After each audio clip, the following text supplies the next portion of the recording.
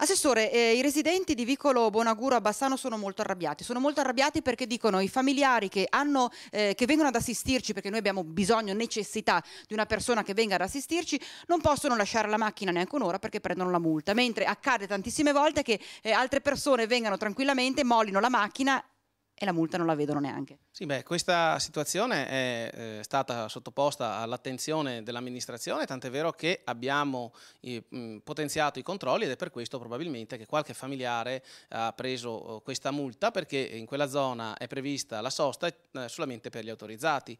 Quello che posso dire assolutamente è che chi ha questa necessità si può rivolgere molto tranquillamente al nostro comando di polizia locale e quindi espletare una richiesta che gli permetta di poter essere tranquillamente autorizzato alla sosta per quelle necessità che noi comprendiamo benissimo. È possibile risarcire le multe date?